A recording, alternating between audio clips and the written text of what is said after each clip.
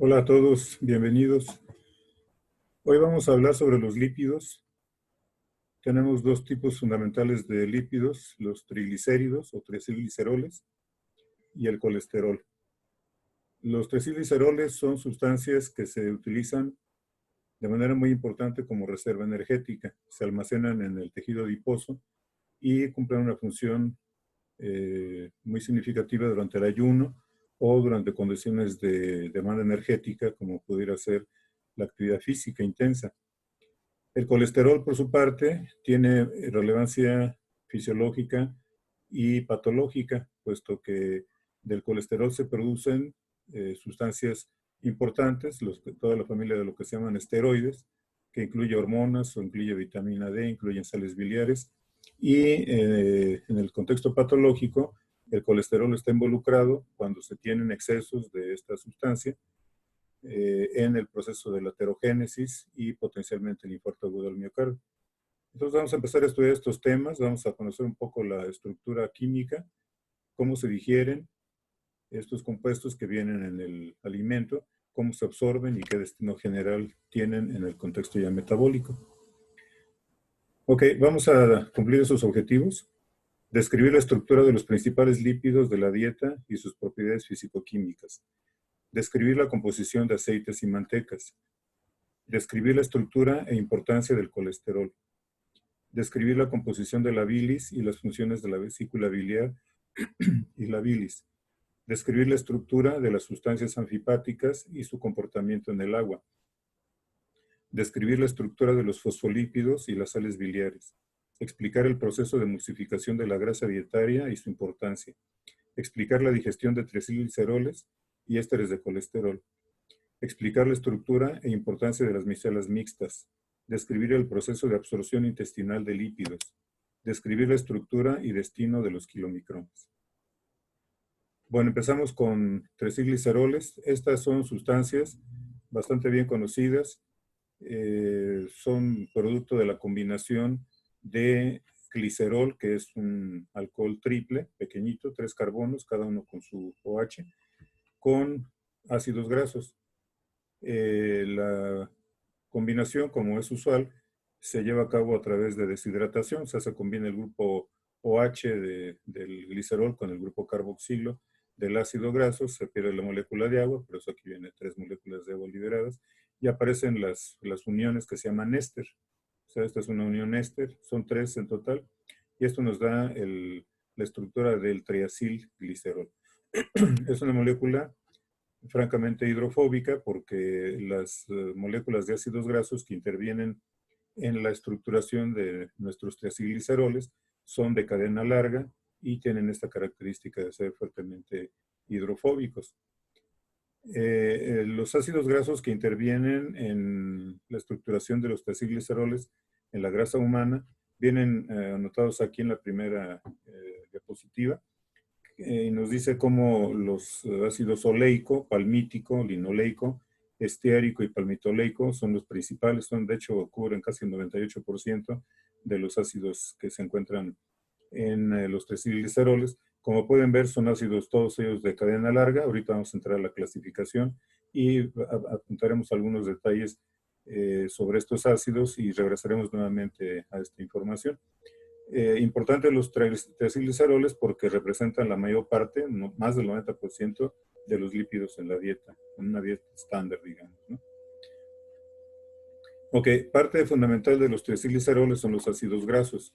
Estos ácidos grasos son los ácidos orgánicos que se caracterizan, como ustedes lo saben desde hace mucho tiempo, por la presencia de un grupo carboxilo, que escribimos siempre así, COH, ¿no? En el contexto general de la química de los ácidos grasos se clasifican en ácidos de cadena corta, media y larga, dependiendo del número de carbonos que tienen. Cuando tienen más de 12 carbonos, y generalmente son 16 o 18, decimos son ácidos de cadena larga. Los que tienen entre 8 y 12 son de cadena media. Estos aparecen muy pobremente en las dietas, solo se encuentran o casi solo se encuentran en la leche, representando un porcentaje muy bajo, del orden del 10% de los ácidos grasos, o sea que finalmente, aún en la leche, la mayor parte de los ácidos grasos son de cadena larga.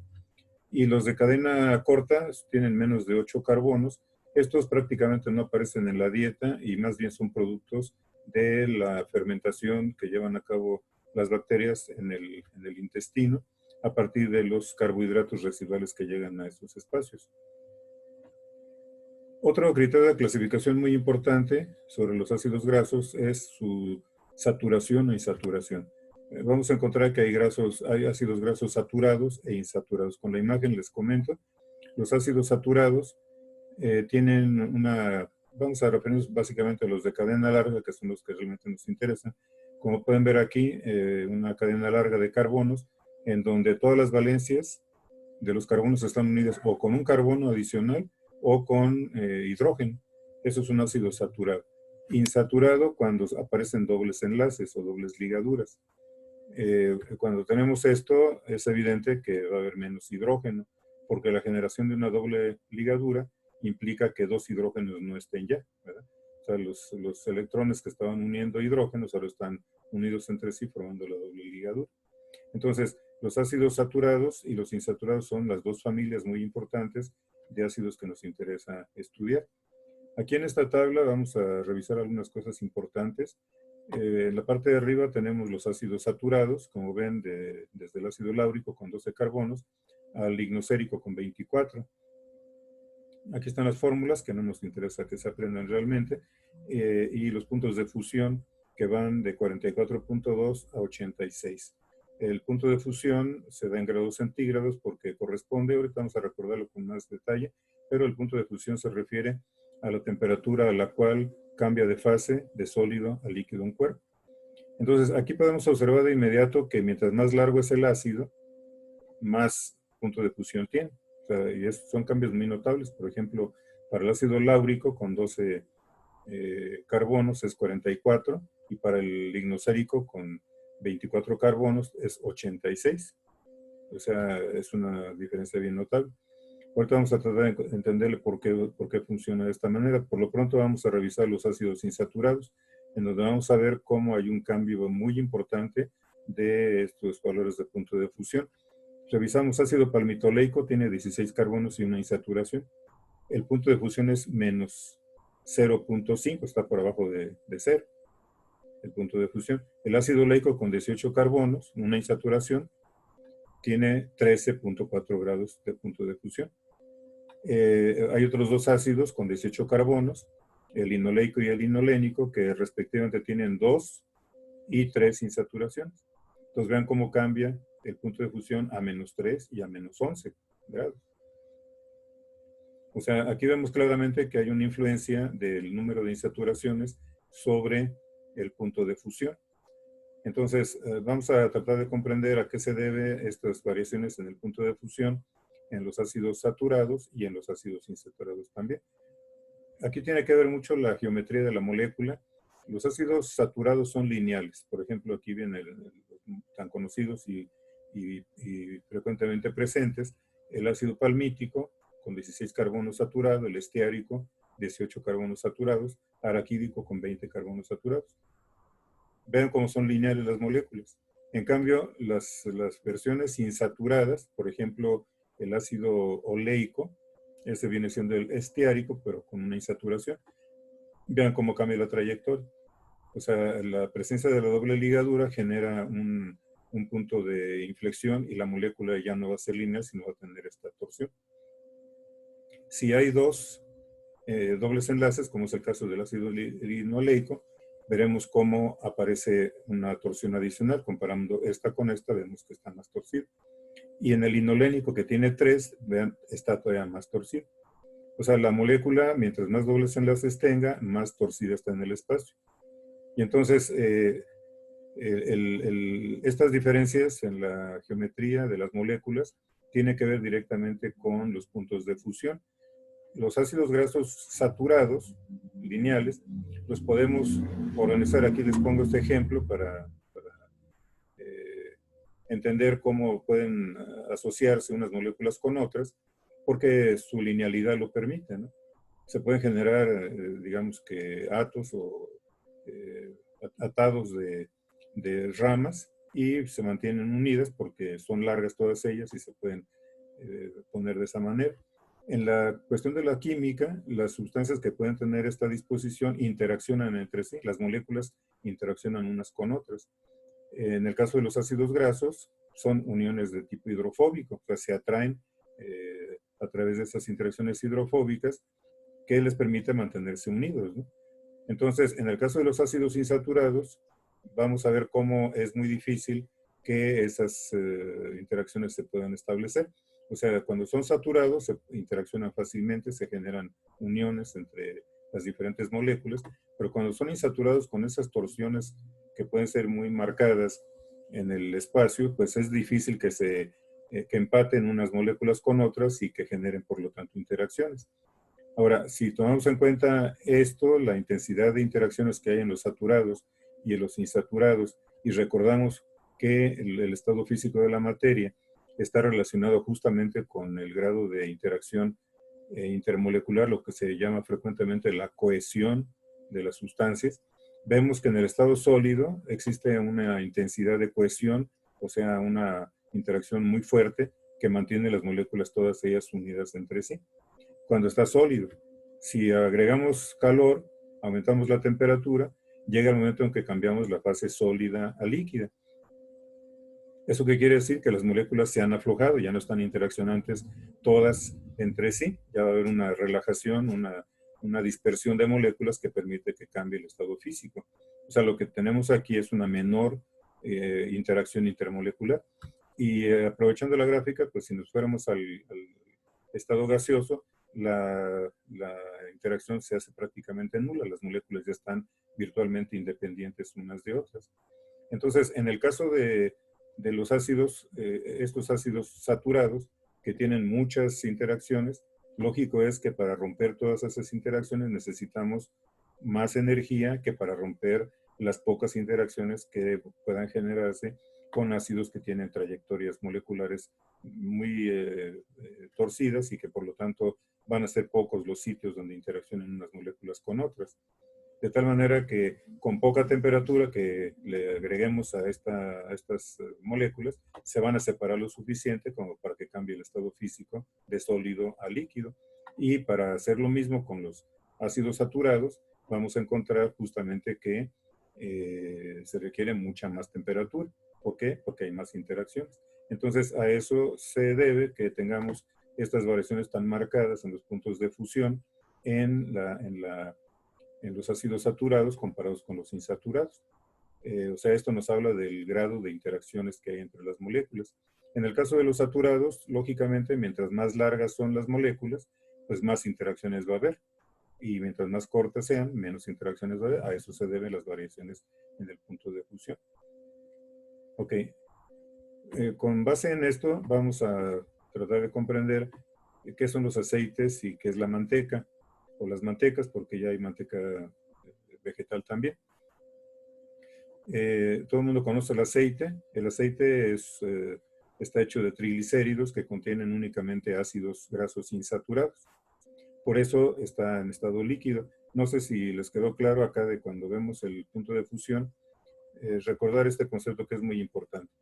El punto de fusión es, digamos, que la frontera de temperaturas en donde vamos a encontrar los estados físicos sólido y líquido. Por ejemplo, si tomamos el caso del ácido palmítico, a 63 grados está el punto de fusión. ¿Qué quiere decir? Que por abajo de 63, digamos, a 50 grados, tendremos el ácido sólido. Por arriba de 63 o en 63 podemos encontrar lo líquido. O sea, el punto de fusión, así lo entendemos, es la temperatura a la cual cambia la fase de sólido a líquido. Entonces, cualquier temperatura por abajo del punto de fusión, el cuerpo estará sólido. Y por arriba del punto de fusión o al punto de fusión estará líquido. Entonces, si tenemos un aceite que es líquido, ¿qué quiere decir? Que tenemos ácidos grasos con puntos de fusión por abajo de la temperatura ambiente. Si estamos a 25 grados como temperatura ambiente, por ejemplo, pues lógicamente que los ácidos grasos de los aceites, que son de este tipo, con puntos de fusión muy bajos, pues a la temperatura ambiente van a estar líquidos ya. Pero si tuviéramos muestras de ácidos saturados, por ejemplo, de ácido esteárico, que tiene un punto de fusión de casi 70 grados, Si lo tuviéramos a 25 grados sería duro como piedra, ¿sí? O sea, estaríamos todavía muy lejos de su punto de fusión. Entonces, con base en esto es que entendemos las propiedades del aceite y de las mantecas. Aquí tenemos, repito, triglicéridos con ácidos grasos insaturados, por eso su estado líquido. Ahora, el estado físico de la manteca, esta sería manteca de cerdo, ni es sólido ni es líquido, o sea, es intermedio. ¿Qué quiere decir eso? Que tiene una mezcla de ácidos grasos saturados e insaturados, ¿sí? Y esto, la grasa animal de cerdo, es similar a la grasa de origen humano. Me voy a regresar a la primera información que les presentaba para que recordemos estos datos. El ácido oleico es insaturado y representa el 50% de la grasa humana. El ácido linoleico también es insaturado, 10%, ya un 60%. El ácido palmitoleico también insaturado, 5%. ¿Qué quiere decir? Que tenemos 65% de ácidos insaturados y lo demás son ácidos saturados. Entonces la grasa humana, que tiene una consistencia ni sólida ni líquida, sino como la grasa de cerdo, tiene esa composición. Por eso, o sea, lo que quiero que relacionen es la composición de ácidos saturados e insaturados con el estado físico que tiene la sustancia, ¿no? La grasa. Entonces, a eso se debe esta consistencia que tiene la grasa de origen animal y humano. Ahora, la grasa vegetal es algo que no existe de manera natural. Esto es un producto de la industria.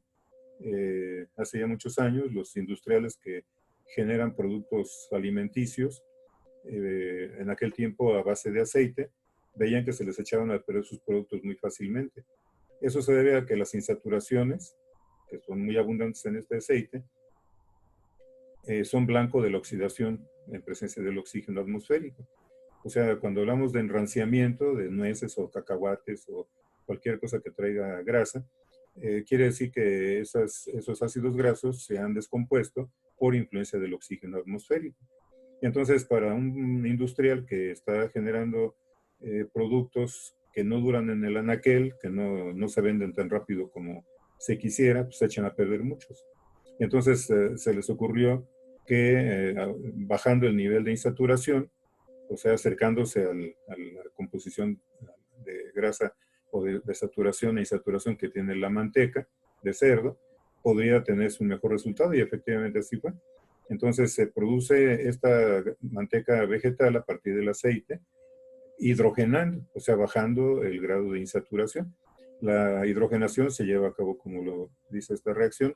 Aquí tenemos una insaturación. A través de este procedimiento industrial catalítico se rompen dobles ligaduras y se queda una sola ligadura entre los carbonos y entre el hidrógeno. Entonces hacemos esa hidrogenación del aceite. Al formar ácido saturado, a partir de un insaturado, el punto de fusión se va para arriba. Y entonces ahora el producto ya no va a ser líquido como originalmente era, sino que a través del grado de saturación que se vaya produciendo, podemos lograr una consistencia similar al de la manteca. ¿Qué quiere decir eso? Que la manteca vegetal tiene una relación de saturación y insaturación similar al que tiene de manera natural la manteca de cerdo, por ejemplo. Entonces, bueno, así es que hay que entender estos productos y vamos a comentar ahora sobre el colesterol. El colesterol es una sustancia que frecuentemente se le recuerda como algo nocivo, porque a fuerza de tanta epidemiología que se ha tenido del infarto agudo del miocardio y todo lo que se relaciona con el tema, que es la aterosclerosis, cuyo componente fundamental es el exceso de colesterol. Entonces de ahí viene esta, digamos, concepción de que el colesterol es malo. Desde luego que es malo cuando se tienen excesos de colesterol, pero fisiológicamente el colesterol tiene una función bien importante. A partir de él se producen, ya lo mencionaba al principio, hormonas esteroides como son la testosterona, la aldosterona, los estrógenos, etc. Sales biliares, hoy vamos a ver cómo participan las sales biliares en el proceso digestivo y sobre todo en el proceso de absorción de los lípidos de la dieta. Y también la vitamina D, que es una vitamina, bueno, tiene nombre de vitamina, pero funciona como hormona. que regula de manera muy importante el metabolismo del calcio y del fosfato. Entonces, el colesterol es la base de todo esto, ¿no? Además, como digo, pues sí se tiene el contexto patológico que hay que conocer bien, sobre todo para, en lo posible, tener una prevención de los excesos de colesterol, porque es solamente cuando hay exceso de colesterol, y esto ocurre por prácticas dietarias en donde se ingiere demasiado producto de origen animal, y eso aterriza en un aumento del riesgo aterogénico. Riesgo aterogénico significa que se desarrolla más fácilmente la aterosclerosis, los ateromas, que es un tema que ya revisamos en otro momento, y que a partir de eso se puede generar el infarto agudo del miocardio. Es una patología la más importante epidemiológicamente en el mundo occidental, causa de muerte. Ok, el colesterol lo encontramos de dos formas, la forma libre y la forma esterificada. La forma libre, se las presento aquí, la fórmula para que, ya sabemos que no tienen que aprenderse fórmulas, pero sí tienen que conocerlas para que distingan unas de otras. Este es el colesterol, tiene 27 carbonos, es un hidrocarburo, que quiere decir que cada carbono, aquí cada ángulo es un carbono que está unido con hidrógeno. Así como están estos unidos con hidrógeno, todos están unidos con hidrógeno. Únicamente este carbono de los 27 está unido con un OH. El grupo H, lo recordarán, es un grupo polar, o sea, hidrofílico. Pero la molécula es tan grande y tan fuerte su composición de tipo hidrocarburo que el colesterol es insoluble. O sea, es imposible disolverlo en agua. Ese es el colesterol. Si queremos ponerle el apellido, es colesterol libre porque tiene libre este OH. Este OH se puede combinar con un ácido graso, o sea, una reacción de esterificación como la que presenté al principio con los triglicéridos. Si se combina con un ácido graso, y esto ocurre siempre con ácidos de cadena larga, se produce el colesterol esterificado o éster de colesterol. Aquí se ve chiquito, pero acuérdense que la R es una forma de abreviar una molécula grande, en este caso pueden ser 15 carbonos o 17 carbonos, todos ellos unidos con hidrógeno. O sea, agregan a los 27 carbonos del colesterol otra cantidad muy importante de carbonos de tipo hidrocarburo, en donde el producto final tiene mucho mayor peso molecular y mucho mayor grado de hidrofobicidad. ¿Por qué? Porque ya ni siquiera está ese OH que estaba antes y ahora en su lugar aparecen muchos carbonos hidrofóbicos. Recordar que el colesterol es un producto exclusivamente de origen animal. No existe en los vegetales colesterol. En los vegetales hay esteroides, sí hay, o esteroles, pero no hay colesterol. Estos productos, ejemplos, digamos, de muchos que vienen de origen animal, son ricos en colesterol. Entonces, de entrada, cuando nos interesa tener, digamos, una alimentación que prevenga el exceso de colesterol, pues lógico que hay que hacer es evitar el consumo excesivo de ese tipo de productos. Por eso siempre se privilegia cuando se prescribe una dieta saludable, productos de origen vegetal, ahí no hay colesterol. Y si se van a ingerir productos de origen animal, porque son importantes también desde el punto de vista, por ejemplo, de los aminoácidos, de las proteínas, etcétera, de los ácidos esenciales, sí, pero que se haga con limitación. El exceso de este tipo de productos, el exceso en su ingestión, es lo que puede orillar a desarrollar la hipercolesterolemia. Ok, parte de lo que tenemos que revisar para entender bien cómo funciona la digestión y la absorción de los lípidos de la dieta es la bilis. La bilis, bien sabemos, es una secreción hepática que está formada principalmente por agua. 95% de la bilis es agua y tiene un 5% de sólidos.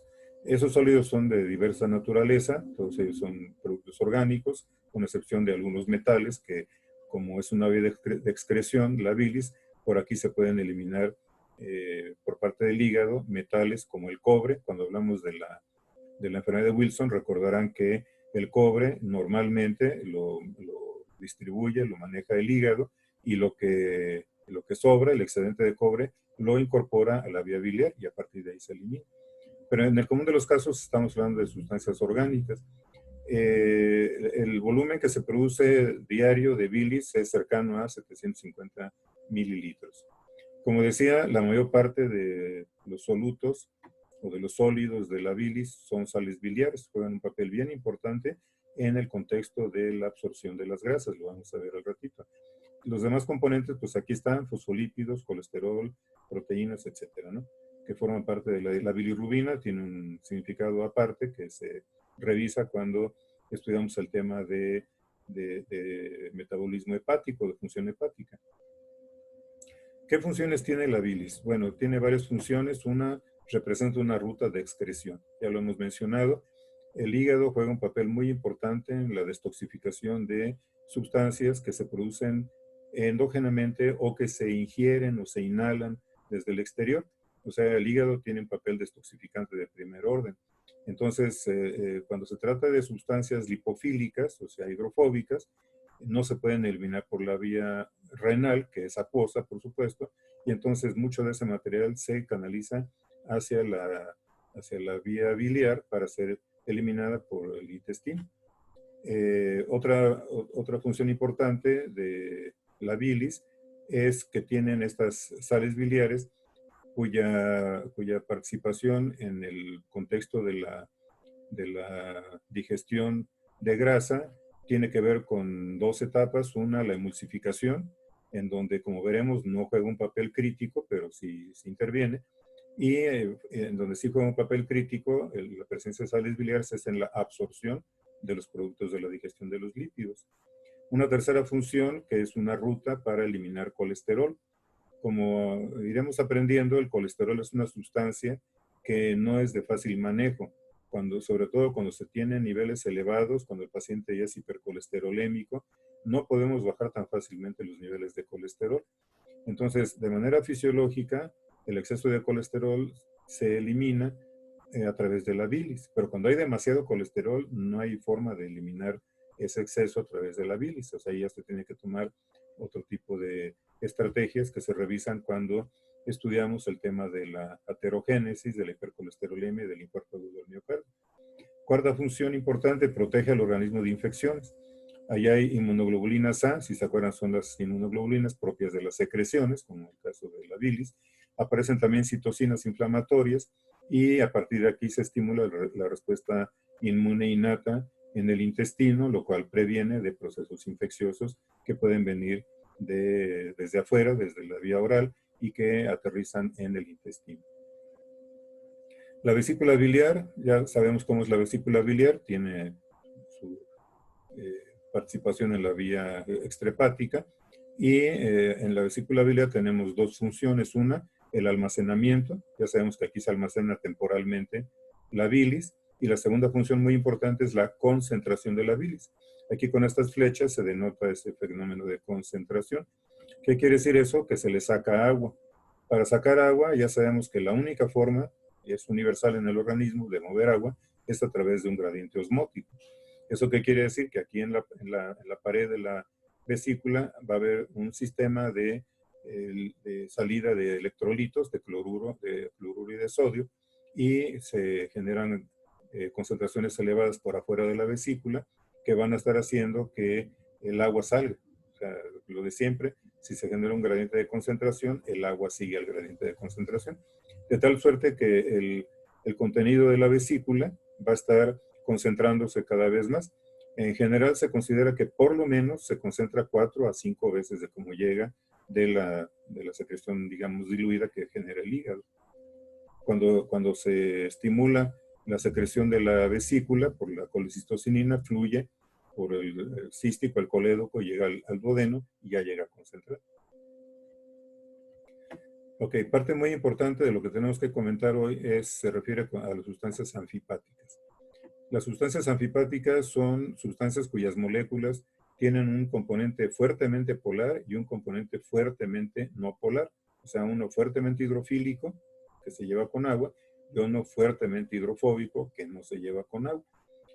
Estas sustancias tienen característicamente un comportamiento en el medio acuoso que genera una dispersión o un acomodo, más que otra cosa, un acomodo molecular, un arreglo molecular que permite que los componentes hidrofóbicos que tienen estas moléculas puedan estar en el medio acuoso sin que genere un conflicto, digamos, de naturaleza química. Aquí se ilustra, como comúnmente en la literatura, un fosfolípido que tiene una parte polar, así se acostumbra, es convencional, la cabecita, en este caso es roja, y las colas que son ácidos grasos. Aquí es un material CH2, CH2, CH2, CH2, cadenas largas de material fuertemente hidrofóbico. Entonces, ¿cómo hacer que estas moléculas o estas partes de las moléculas que tienen un carácter hidrofóbico, cómo poder hacer que estén en el agua? Bueno, la única forma en que ocurre esto es escondiéndolas del agua. Y para ese propósito se generan, bueno, aquí antes de eso les presento un caso particular de un fosfolípido, que es la lecitina o fosfatidilcolina. O sea, es lo que estaba mencionando, ¿no? Tengo el glicerol, dos ácidos grasos, aquí están los componentes hidrofóbicos, y el tercer carbono está unido con la colina, o la fosforilcolina, donde pueden ver que están las cargas, ¿no? Carga negativa, carga positiva, esa es la parte polar, fuertemente polar, la parte fuertemente no polar. Y así es como se organizan en el medio acuoso. Vean cómo las colas hidrofóbicas se van al centro de la estructura, esto se llama micela.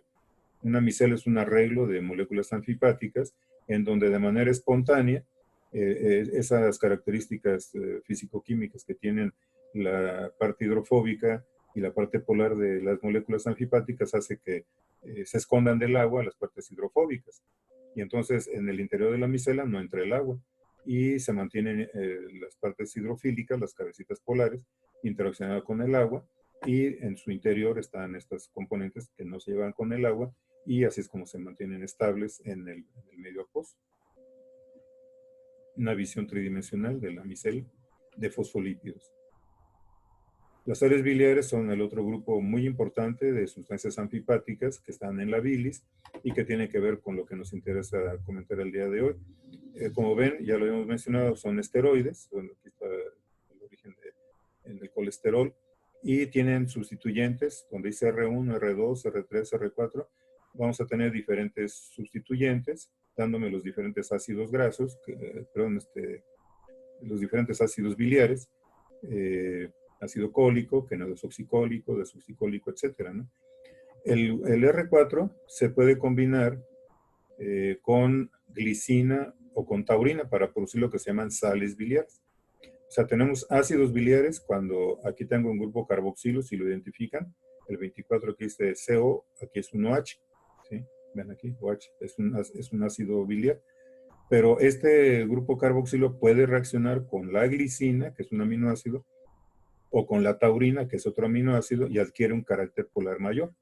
Entonces, cuando en R4 tengo a la glicina o a la taurina, vean que tiene cargas, entonces ahora ya me voy a referir a esto como sales biliares. Y voy a decir el glicocolato, aquí dice ácido glicocólico, pero en realidad son moléculas que están ionizadas, les corresponde mejor el nombre de glicocolato o de taurocolato.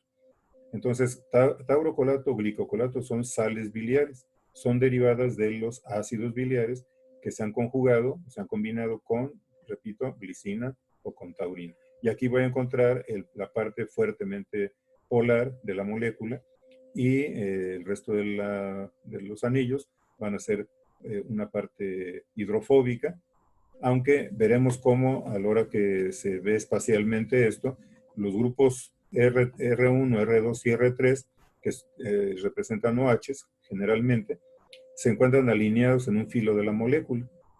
Ahorita que entremos a ver cómo son las micelas producidas por sales biliares, ahí les hago una precisión mayor de este tema. Bueno, aquí vamos a empezar ya a ver qué sucede en el proceso digestivo cuando ingerimos grasa, parte del alimento. Ya sabemos que la grasa y el agua no se llevan. Entonces, a diferencia de lo que sucede, por ejemplo, con el tema de carbohidratos, cuya digestión y absorción ya revisamos previamente, y ahí nunca encontramos ningún problema porque todos los carbohidratos son hidrofílicos, ¿sí? O sea, se llevan con el agua, no tiene problema, pero el aceite no se lleva con el agua. La grasa que ingerimos de los alimentos no se lleva con el agua. Entonces, la grasa tiende a estar libre de agua o independiente del agua. Para que se pueda digerir la grasa o el aceite, se tiene que dispersar. o sea, en esas condiciones sería imposible su digestión. Entonces, para propósitos de que se pueda digerir, se lleva a cabo el proceso que se llama emulsificación. ¿Qué es emulsificar la grasa? Es dispersarla, es generar partículas pequeñitas en el ambiente acuoso. Eso que aquí vemos imposible, se puede lograr cuando se aporta energía al sistema. Esto es a temperatura ambiente, esto es sin movimiento alguno, y ya sabemos que nunca el aceite se va a mezclar con el agua. Pero si agitamos esto fuertemente, veremos cómo si se empieza a mezclar el aceite con el agua. Y eso es justamente lo que sucede. En el estómago tenemos una actividad peristáltica muy intensa y a partir de esa aplicación de energía, sí logramos mezclar la grasa con el agua, como podemos ver aquí, ¿no? Como un ejemplo. Entonces, de manera espontánea esto no ocurre, pero aplicando energía sí ocurre. Entonces, hay documentación reciente que nos habla de que esta emulsificación se produce desde el estómago y ahí se generan esas microgotillas que miden aproximadamente una micra de diámetro que corresponde a 1000 nanómetros. Les pongo aquí estas unidades porque cuando veamos el tema de las micelas mixtas más adelante, vamos a comparar el tamaño. Veremos cómo las micelas son muy pequeñitas comparadas con estas partículas que de por sí son muy pequeñitas. No olviden que la micra es la milésima parte del milímetro, o sea, son estructuras muy, muy pequeñas, ¿no? Estas se producen en el estómago. Desde el estómago, con la actividad peristáltica, se están produciendo y así van a pasar hacia el intestino, ya la grasa emulsionada, y en el intestino, como vamos a tener presencia de la bilis,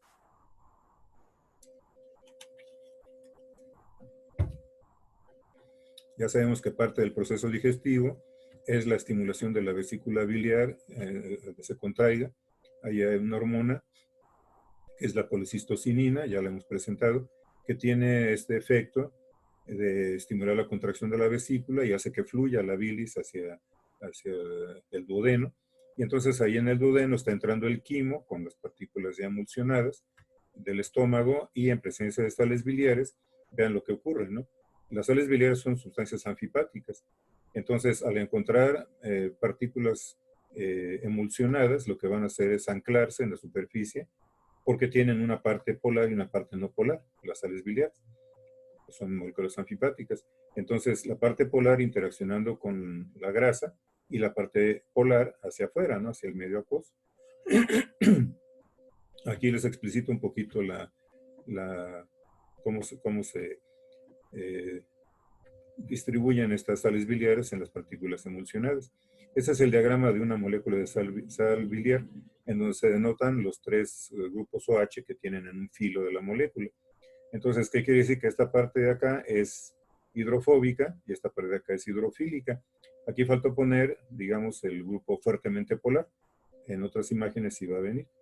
Pero ya sabemos que cualquier molécula anfipática tiene un grupo fuertemente polar. Entonces aquí tenemos esos dos componentes, el grupo fuertemente polar que no se visualiza y los tres grupitos OH que, aunque son débiles, generan un filo que tiene una cierta polaridad, una cierta capacidad de interaccionar con el agua.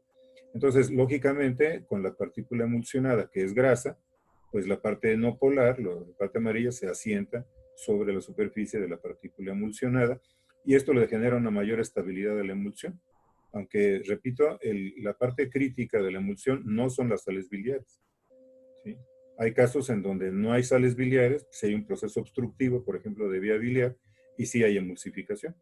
Entonces, la parte fundamental de la emulsificación es el peristaltismo, pero en un contexto fisiológico, una persona sana que tiene su peristaltismo y tiene sus sales biliares, las sales biliares coadyuvan de esta manera y generan un mayor grado de estabilidad de esa emulsión. ¿Para qué queremos la emulsión? Bueno, si está quedando claro, lo que necesitamos, decíamos desde el principio, es que la grasa se digiera. Esta grasa así apelmazada, hecha bolas, no se puede digerir. Si se quedara así dentro del intestino, nunca se podría digerir eficientemente. Entonces hay que dispersarla para que haya una posibilidad de digestión eficaz. Y eso es justamente lo que sucede. Ya con las partículas emulsionadas, ahora sí vienen las actividades enzimáticas. Aquí la lipasa pancreática Ya sabemos que el páncreas produce enzimas que actúan en el duodeno. Ya revisamos la amilasa pancreática en el tema de los carbohidratos. Ahora vamos a revisar las que tienen que ver con los lípidos, la lipasa pancreática, la colesterol esterasa, y en otro capítulo estudiaremos las enzimas proteolíticas que también produce el páncreas. Entonces, la lipasa pancreática va a trabajar sobre las partículas emulsionadas, sobre los triglicéridos, que son su principal componente, y va a hidrolizar las uniones extremas, la 1 y la 3. O sea, como pueden ver aquí, desaparece la unión éster de esta posición y de esta, se liberan los ácidos grasos y queda el monoacilglicerol porque es el glicerol con un solo ácido graso y 2 ácidos grasos libres. Esta reacción la cataliza la lipasa pancreática. Tanto los monoacilgliceroles como los ácidos grasos son productos absorbibles. O sea, estos ya pueden entrar a los enterocitos y se cumple el propósito de la digestión desde el punto de vista de que los triglicéridos no se pueden absorber y los productos que genera la lipasa pancreática sí se pueden absorber.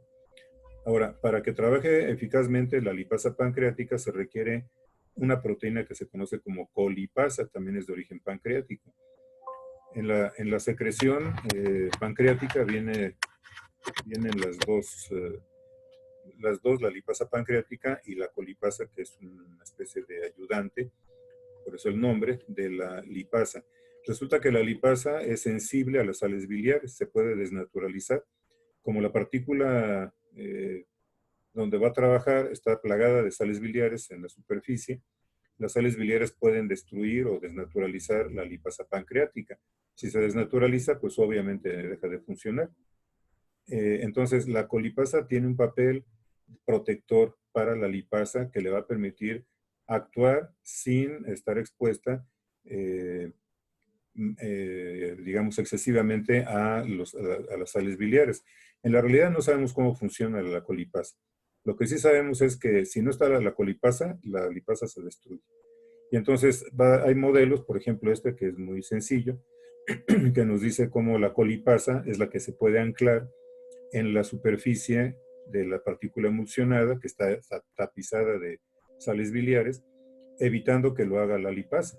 Entonces la lipasa se asocia con la colipasa y de esta manera, teniendo un contacto mínimo con las sales biliares, es capaz de hidrolizar los triglicéridos que vienen aquí en la gota de grasa emulsionada y genera productos, ¿no? Estas bolitas que están aquí vienen siendo los monoacilgliceroles, los ácidos grasos que dijimos que produce la actividad catalítica de la enzima. Entonces, lo dicho, la colipasa es un ayudante, algo que es importante que esté para que la lipasa pueda actuar y no sea destruida o desnaturalizada por la presencia muy abundante de las sales biliares en la superficie de las partículas emulsionadas. Ahora, los ésteres de colesterol son otra parte importante de la dieta.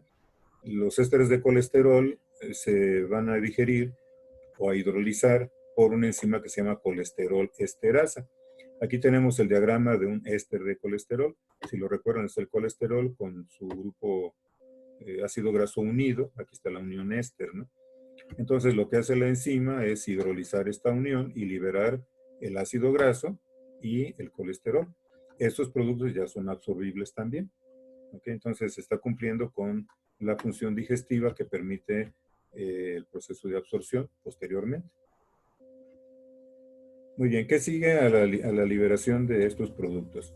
Pues estamos viendo cómo se digieren los triacilgliceroles y los ésteres de colesterol.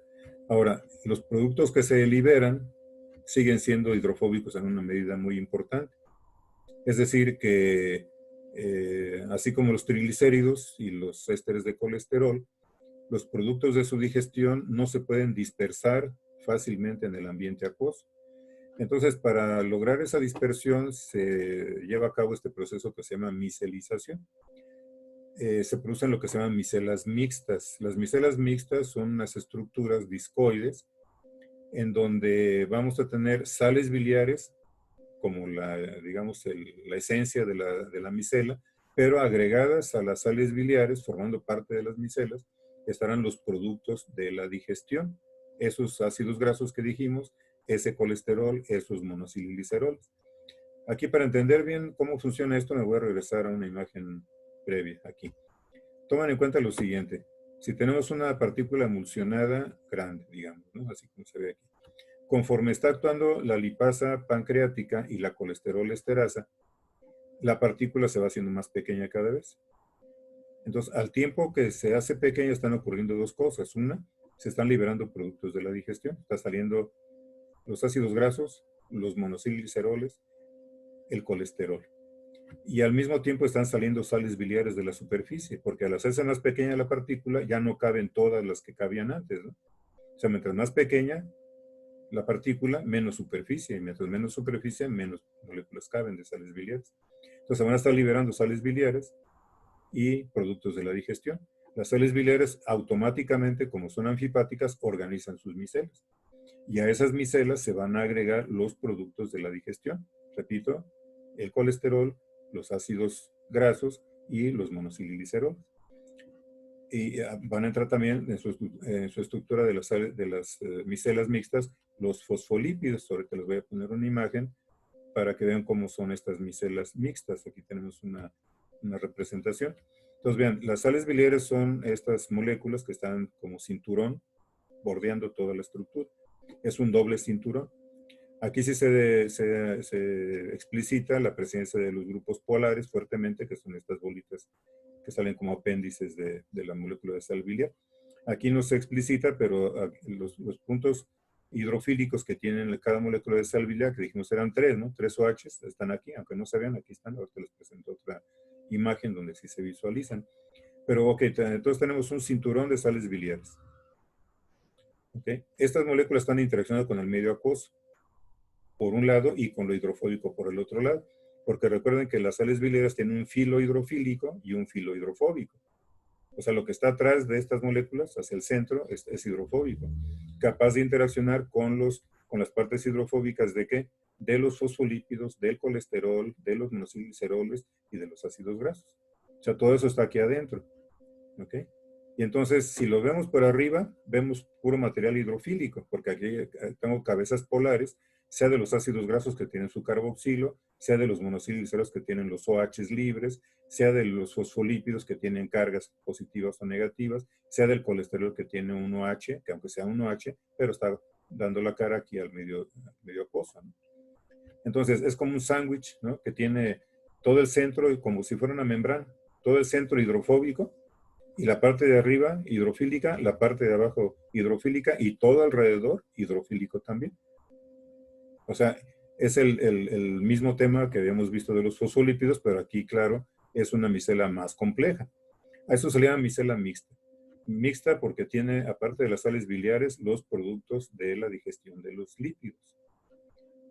Ahora, bueno, aquí, como acá no viene el esquema muy completo, les agrego esto para que vean cómo cada sal biliar, cada molécula tiene sus 3 grupitos hidrofílicos en este filo que da hacia afuera, y por la parte interna no tiene nada hidrofílico, sino que es hidrofóbico e interacciona con todo el hidrofóbico del centro, ¿no? Entonces, digo, para más señas de que esta es una estructura absolutamente, digamos, hidrofílica en toda su superficie, sea lateral o arriba o abajo, y que contiene materiales que son productos de la digestión en su mayoría. Ok,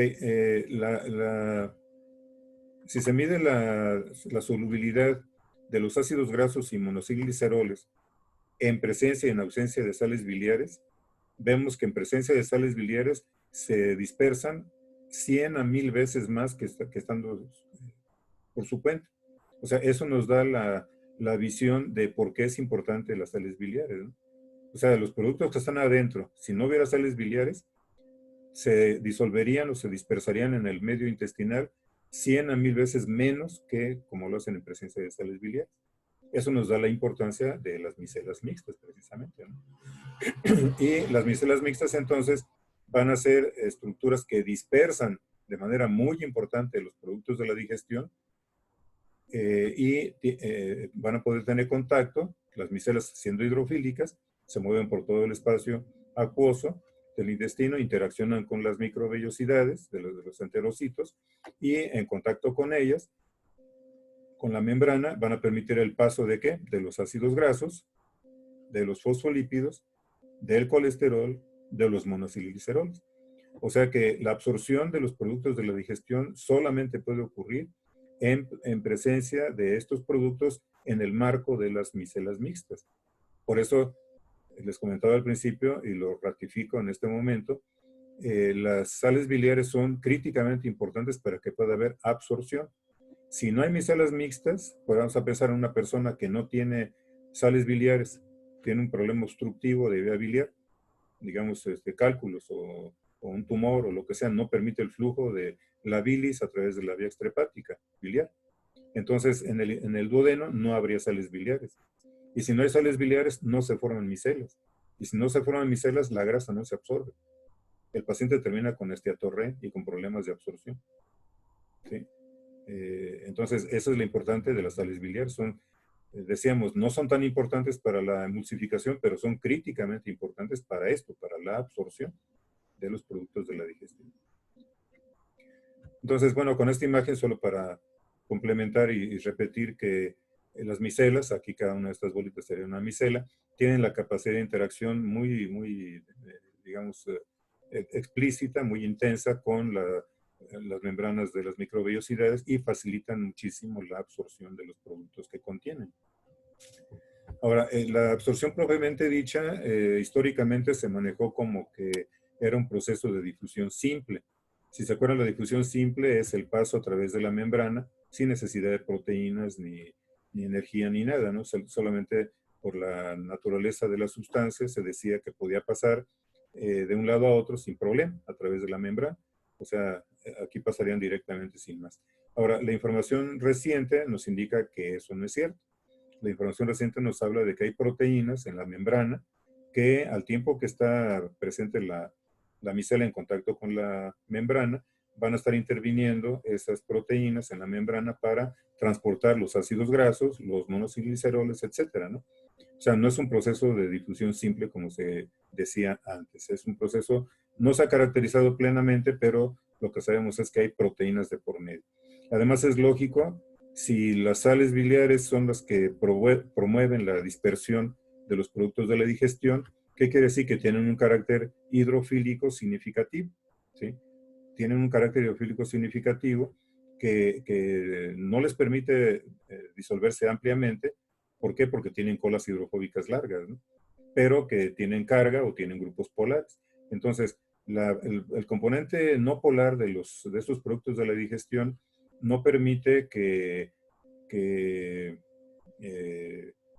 se encuentren libremente disueltos aquí, pero también no permite que pase al otro lado libremente. ¿Por qué? Porque tiene grupos polares.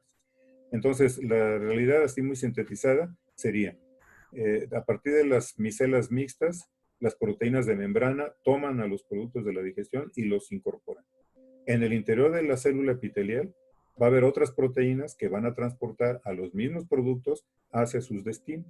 O sea, porque si la molécula no puede estar libremente aquí, tampoco puede estar libremente acá en el medio intracelular. Entonces tiene que estar siempre manejada con asociación con proteínas. Bueno.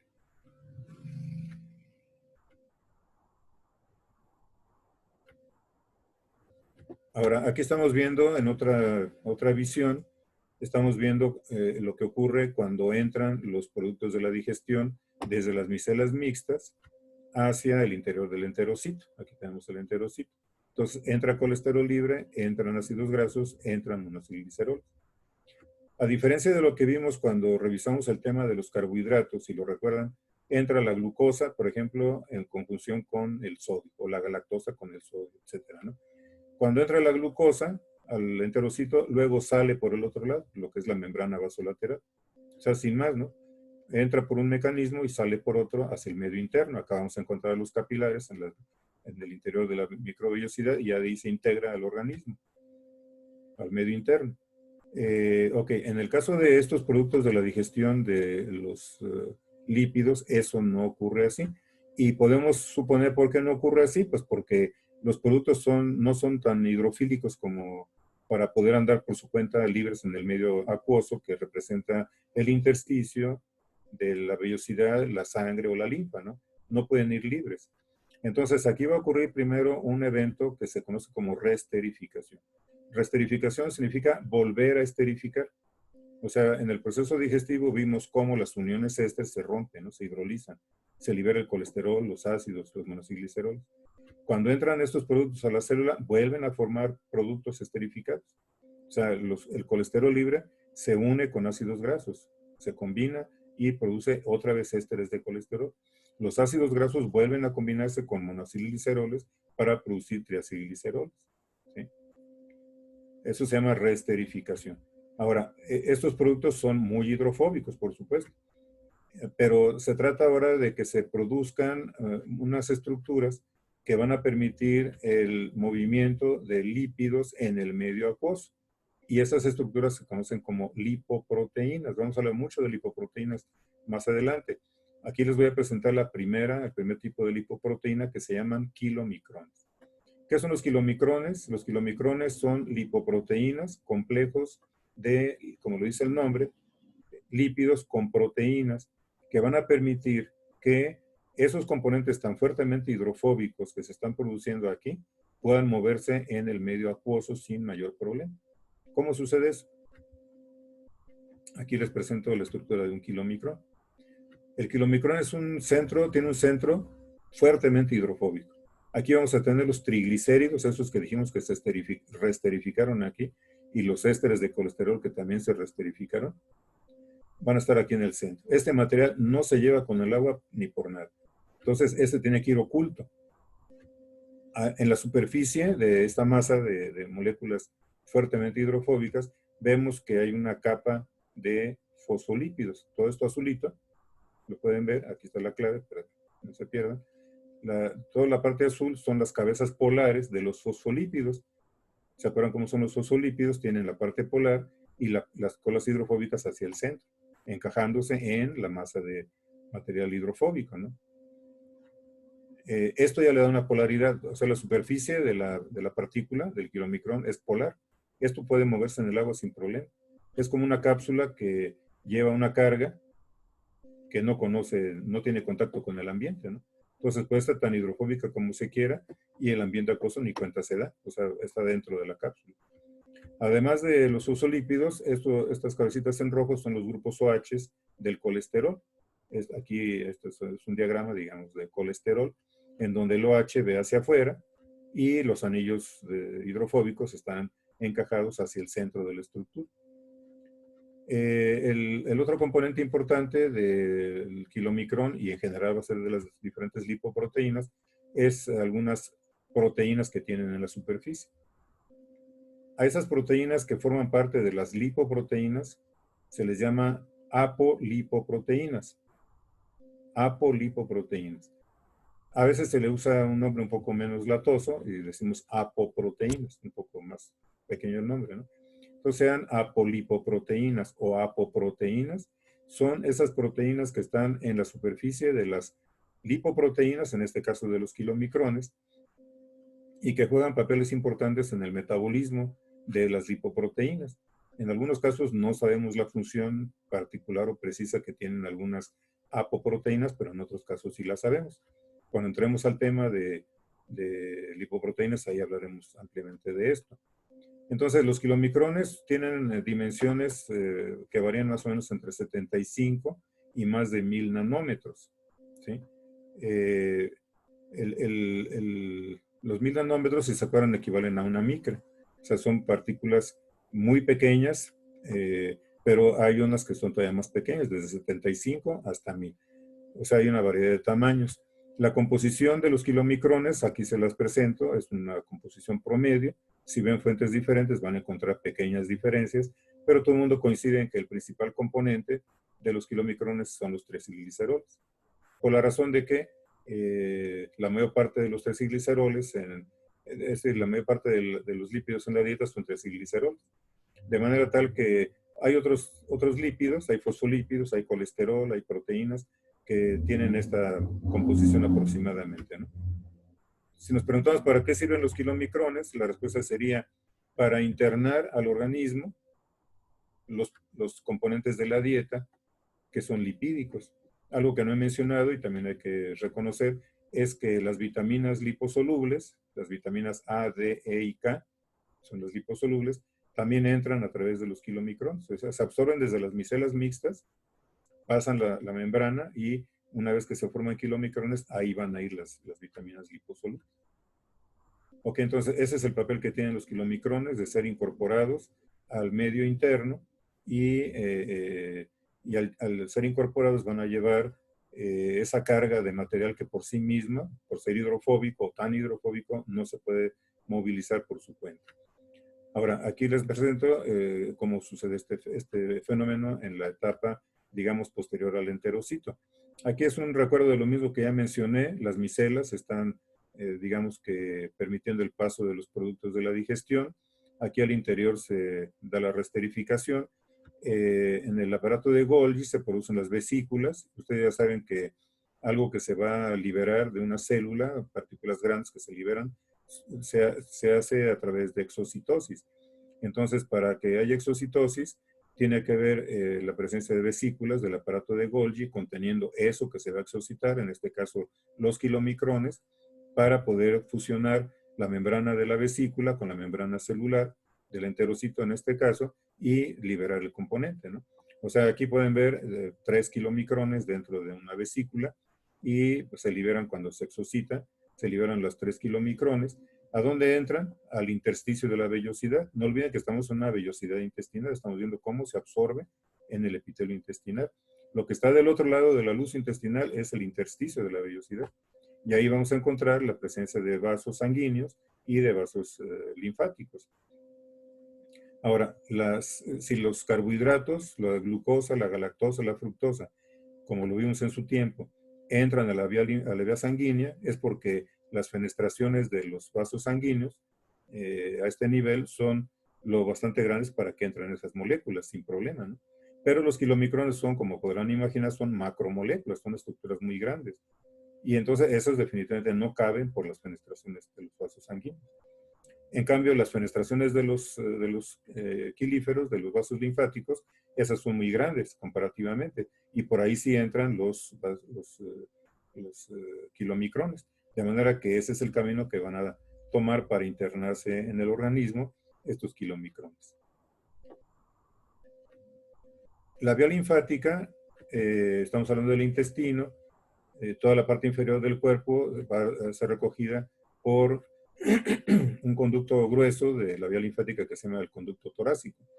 El conducto torácico se vacía en la circulación sanguínea a nivel de la inserción de la subclave izquierda con la yugular izquierda. Entonces, aquí entra el conducto, se fusiona, digamos, con la vía linfática, con la vía sanguínea, y a partir de aquí lo que venía por la vía linfática entra a la vía sanguínea. ¿Okay? Y a través de la vía sanguínea va a distribuirse los kilomicrones, que es lo que estamos estudiando, a todos los puntos del organismo, pero vamos a encontrar metabolismo de estos kilomicrones únicamente, o de manera muy importante, en 3 tejidos. Uno de ellos, el tejido adiposo, otro, el tejido muscular, y el tercero, la glándula mamaria lactante. ¿Qué sucede en estos tejidos? En estos tejidos vamos a encontrar, aquí este es un esquema que me está indicando una célula endotelial, puede ser el tejido adiposo, por ejemplo, o sea, de un capilar de tejido adiposo, o de muscular o de glándula mamaria lactante. Ven que tiene, unido al endotelio, tiene un racimo, una cadena de unas moléculas que se llama heparansulfato. Esto se llama heparansulfato. Al término del heparansulfato está una enzima, esa es la lipoproteína lipasa. Esa es la enzima que va a metabolizar a los kilomicrones. La enzima necesita para funcionar la presencia de ApoC2. ¿Se acuerdan que comentábamos? Las apoproteínas están presentes en las lipoproteínas y tienen papeles en algunos casos conocidos, como en este caso. La ApoC2 es una condición obligada para que trabaje la lipoproteína lipasa. Aquí, por ejemplo, se ve en este esquema y en este otro cómo están ya unidos la ApoC2 con la lipoproteína lipasa, y eso le da actividad a la lipoproteína lipasa. ¿Qué hace cuando está activa la lipoproteína lipasa? Hidroliza triglicéridos. O sea, le va a quitar triglicéridos al kilomicrón. Y entonces los triglicéridos se hidrolizan, generan productos que van a entrar a la célula, ¿no? O sea, al tejido donde... Aquí estamos hablando de la célula endotelial, pero va a pasar a la célula endotelial y pasará al adipocito, pasará al miocito o lo que sea, ¿no? O sea, lo que se libera del kilomicrón entra al tejido correspondiente, sea el músculo, la glándula mamária lactante o el tejido adiposo. Bueno, entonces, cuando sucede esto, lo que vamos a observar es que el tamaño de la partícula se va a reducir de manera significativa, porque la mayor parte de los triglicéridos van a desaparecer aquí. Bueno, no que desaparezcan, sino que salen de la partícula y entran al tejido correspondiente, ¿no? Y entonces, a la hora que está ocurriendo esto, va a reducirse el tamaño y se va a producir una lipoproteína más pequeña, mucho más pequeña, que se le llama remanente de kilomicrón. Remanente, o sea, lo que queda del kilomicrón. Ese remanente del kilomicrón, aquí lo ilustro con esta imagen, en donde a partir de la partícula grande se produce la pequeña cuando perdió los triglicéridos, los ácidos grasos, perdió las proteínas que ya no va a necesitar, y se queda esta pequeña proteína circulando para tener un destino único en el hígado. El hígado va a recibir a estos remanentes de kilomicrones que, si recordamos, van a contener todo lo que traía el kilomicrón menos la gran proporción de triglicéridos que tenía. Así va a haber todavía algo de triglicéridos aquí, pero fundamentalmente va a traer aquí que colesterol, ¿sí? Va a ser una partícula muy rica en colesterol y en las vitaminas liposolubles, porque la lipoproteína lipasa no afecta a ningún lípido del kilomicrón, excepto los triglicéridos. O sea, no le hace nada a los ésteres de colesterol, ni a los fosfolípidos, ni a nada, solamente a los triglicéridos los hidroliza. Y entonces la partícula remanente va a ser captada endocitóticamente por los hepatocitos. Para poder lograr eso, los remanentes conservan la ApoE. Esta ApoE, apoproteína E, es otra proteína de lipoproteínas que tiene una función bien conocida y es activar el proceso de endocitosis, en este caso a nivel del hígado, ¿no? Para que, aquí estamos ilustrando el remanente de kilomicrón, sería esta estructura del remanente de kilomicrón. Ese sería el hepatocito y tenemos dos receptores. El primero identificado, el que se conoce como LDLR, este en realidad tiene el nombre de receptor de lipoproteínas de baja densidad. Ese es un tema, bueno, no los quiero confundir ahorita, pero para que le encuentren sentido nada más, ¿no? Se identificó originalmente como el receptor para otro tipo de lipoproteínas, no para remanentes de kilomicrón. Estas lipoproteínas se llaman lipoproteínas de baja densidad. Eso se descubrió hace mucho tiempo. Más adelante se descubrió que los remanentes de kilomicrones entran por este mismo receptor, o sea, activan la endocitosis del remanente activando este receptor también. Y posteriormente todavía se descubrió otro receptor que se conoce como LRP, que también es activado por ApoE y alternativamente al LDLR es útil para incorporar endocitóticamente a los remanentes de kilomicrones. ¿Ok? Aquí, no sé si está claro, son los sinusoides, ¿verdad? Que tienen fenestraciones muy grandes, ya lo saben ustedes, pasan del espacio de Dice, que está entre los sinusoides y los hepatocitos, y ahí se activa este proceso endocitótico. Aquí les ilustro la endocitosis mediada por receptores. Este mecanismo es muy conocido, se repite en diferentes sistemas y tiene en común todo esto que se percibe aquí en la imagen. Hay receptores para un ligando determinado. Estamos hablando de remanentes de kilomicrones, entonces pensemos que este es un remanente de kilomicrón. Entonces, el contacto del remanente con su receptor detona el proceso de endocitosis. Endocitosis significa lo contrario que exocitosis. O sea, ahora se va a internar en la célula. Entonces, cuando se une, se activa este mecanismo, como pueden ver aquí en una primera etapa, se empieza a invaginar la membrana, se hace un hueco más amplio hasta que finalmente se independiza la vesícula, conteniendo tanto el receptor o los receptores como los ligandos. Ya dentro de la célula, estas vesículas se disocian en dos vesículas. las que contienen únicamente receptores y las que contienen el ligando, en este caso los remanentes de kilomicrones. Esto termina independizándose, de manera que se generan vesículas que contienen receptores solamente. Estos se dirigen a la superficie y vuelven a instalar a los receptores en la superficie, en la membrana. Los receptores tienen característicamente un reciclaje muy notable. Todos los que tienen que ver con este mecanismo tienen receptores reciclables en una gran medida.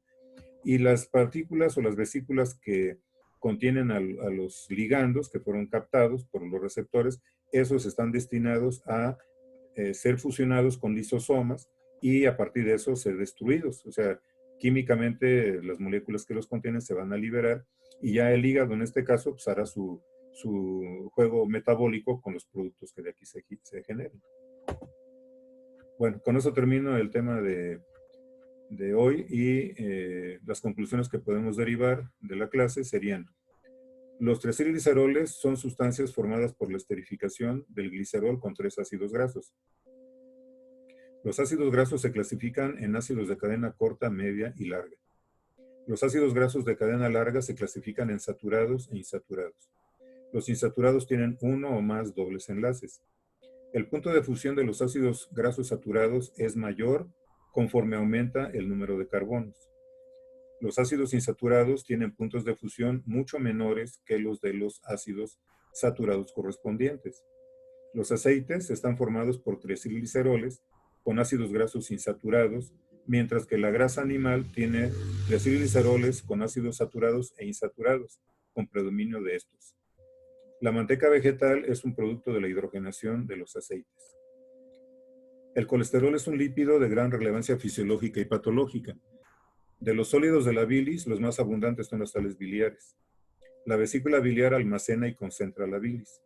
La bilis es una vía de excreción para diversas sustancias. Las sustancias anfipáticas tienen un componente fuertemente polar y otro fuertemente no polar. Las sustancias anfipáticas se organizan en micelas en el agua, las cuales ocultan en su interior las partes no polares y exponen al medio acuoso las partes polares. La emulsificación de la grasa dietaria es necesaria para que ésta pueda ser digerida y se produce principalmente por el peristaltismo gástrico e intestinal. Las partículas de grasa emulsionadas se rodean de sales biliares en el intestino. Las sales biliares y los productos de la digestión de lípidos forman micelas mixtas, las cuales dispersan dichos productos facilitando su absorción por el epitelio intestinal. Los productos de la digestión de lípidos se absorben con participación de proteínas membranales y en los enterocitos se reesterifican y con varias sustancias más integran los kilomicrones. Los kilomicrones se exocitan al intersticio de las vellosidades y se integran a la circulación linfática para luego pasar a la sanguínea. Los principales tejidos que metabolizan kilomicrones son el adiposo, el muscular y la glándula mamaria lactante, donde la lipoproteína lipasa hidroliza la mayoría de sus triacilgliceroles, incorporando los productos al tejido correspondiente. Al perder triacilgliceroles, los kilomicrones se convierten en remanentes de kilomicrones, los cuales endocita el hígado. Con eso termino. Gracias por su atención. Nos vemos la próxima.